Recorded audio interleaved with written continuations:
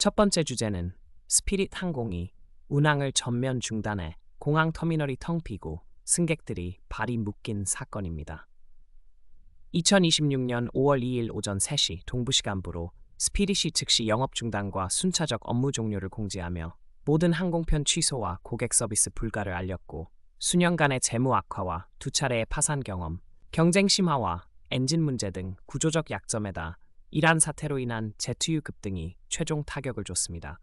백악관 주도의 긴급구제 협상, 최대 5억 달러, 정부 지분 최대 90%은 채권단 반대로 결렬됐고, 이로 인해 수천 편의 국내외 노선이 취소되고 약 2만 7천 명의 직간접 직원이 실직 상태에 놓였으며 하루에만 5만 명 이상을 수송하던 항공사였던 점이 강조됩니다.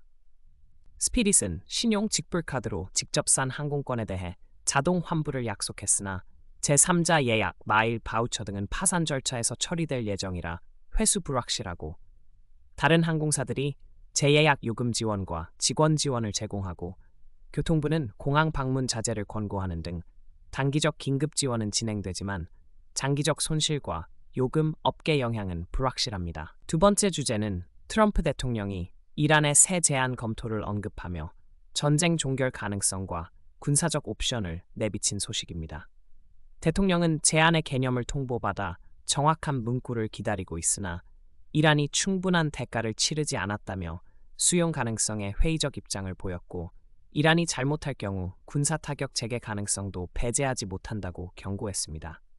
이란 고위 관리는 제안이 호르무즈 해협의 항로 재개와 미국의 봉쇄 해제, 미군 철수, 동결 자산 반환, 배상금 제재 해제, 전선 종식, 해협 통제 메커니즘 신설 등 14개 항목을 포함하며 핵 문제는 이후 단계로 미루는 구조라고 설명했고, 양측은 중재인을 통해 공식 제안을 주고받고 있습니다.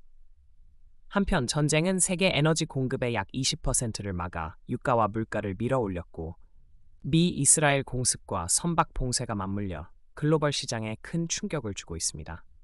세 번째 주제는 호르무즈 봉쇄 여파로 미국 원유 수출이 기록적 수준으로 급증했다는 것입니다. 중동 원유 공급 차단으로 아시아 등 수입국들이 대체 물량을 미국에서 대량 구매하며 4월 미국 원유 수출이 하루 평균 520만 배럴로 2월의 390만 배럴보다 30% 이상 증가했고, 텍사스 코퍼스 크리스티와 휴스턴 항만이 대부분 물동량을 소화하며 VLCC 등 대형 유조선 수요가 크게 늘어났습니다. 그러나 파이프라인 부두 용량의 한계로 미국 수출은 약 500만 배럴일 수준에서 상한이 있어 추가 증가는 제한적이고, 미국의 라이트 스위트 유종이 중동의 헤비 사우어 원유를 완전 대체하기 어렵다는 정제 적합성 문제도 존재합니다. 따라서 현재의 대규모 수요 전환은 전시적 대응 성격이 강해 중동 공급이 정상화되지 않으면 글로벌 시장 불안은 지속될 전망입니다. 네 번째 주제는 오페식 플러스가 호르무즈 봉쇄 이후 세 번째로 산유량 목표를 상향한 결정입니다. 오페식 플러스는 6월 목표를 하루 18만 8천 배럴 증산하기로 합의했으나 이번 합의에는 5월에 탈퇴한 UAE 몫이 제외되었고, 사우디, 이라크, 쿠웨이트, 알제리, 카자흐스탄, 러시아, 오만 등 7개국이 참여했습니다.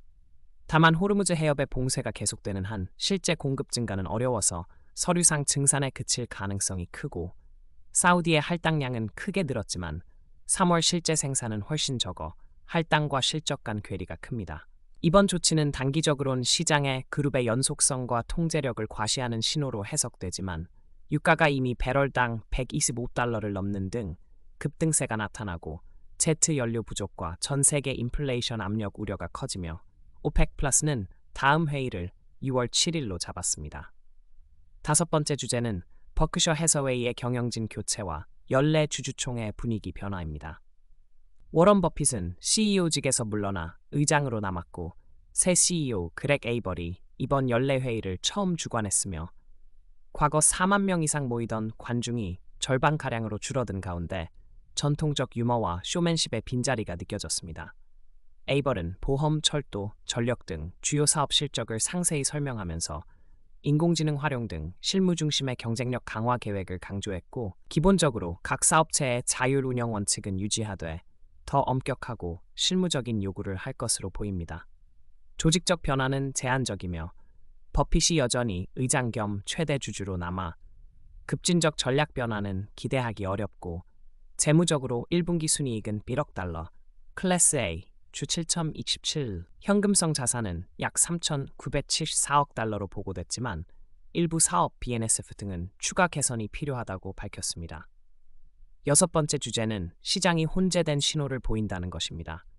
4월 주요 지수들이 강한 랠리를 보였지만 전통적 격언인 Sell in May의 유효성은 도이체뱅크 분석 등에서 통계적 우위가 뚜렷치 않다며 다시 의문시되고 있고 지정학적 리스크와 유가 변동성이 향후 변동성을 키울 수 있다는 경고가 뒤따릅니다.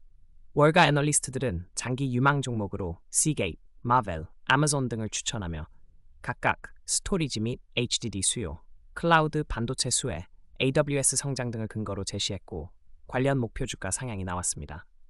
연준 관련해서는 시카고 연준 총재 오스탄 굴스비가 PCE 물가 연율 3.5%를 나쁜 소식이라고 평가하며 물가가 2%로 확실히 하락할 확증이 없으면 금리 인하에 신중해야 한다고 경고했고 연준 내부의 견해차도 존재한다고 했습니다.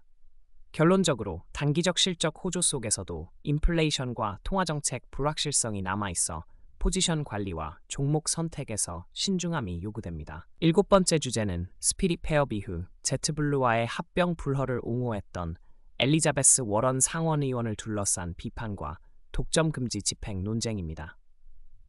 제트블루 스피릿 합병은 법무부와 교통부의 반대로 소송 끝에 불허되었고 워런 의원은 이를 소비자 승리로 옹호했으나 스피릿 폐업 후에는 합병 불허가 경쟁 축소와 경영 악화에 일부 영향을 미쳤다는 비판에 직면했습니다. 정부 측은 합병이 주요 초저가 경쟁자를 제거해 항공권 가격 상승과 선택권 축소를 초래할 위험이 있어 차단했다고 설명했고 반면 비판자들은 합병을 허용했어야 했다고 주장하며 정치적 갈등이 심화되었습니다. 실제로 스피릿에는 과거 파산 전력과 재무 취약성이 있었고 2026년 연료비 급등이 큰 촉발 요인으로 지목되는 만큼 이번 사태는 반독점 집행과 산업 재편 정책 사이에 지속적인 논쟁을 불러일으키고 있습니다.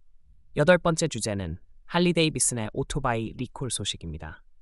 총 8,839대의 2024-2026년식 일부 모델 FLTRX, FLLX, FXBR에 장착된 에어박스 베이스 플레이트 부품 번호 E90373에서 문제가 발견됐고 브리더 포트가 막혀 크랭크 케이스 내부에 압력이 쌓이면 딥스틱을 뺄 때 오일이 분출되어 부상 위험이 발생할 수 있습니다. 해당 딜러들은 브리더 포트를 검사하고 막힘이 있으면 무상 수리할 예정이며 소유주 통지문은 5월 11일경 발송될 예정이고 문의는 할리데이비슨 고객센터 1-800-258-2464로 하면 됩니다. 회사는 결함 발생 비율이 매우 낮아 전체 대상의 약 0.4%에 국한된다고 밝혔습니다.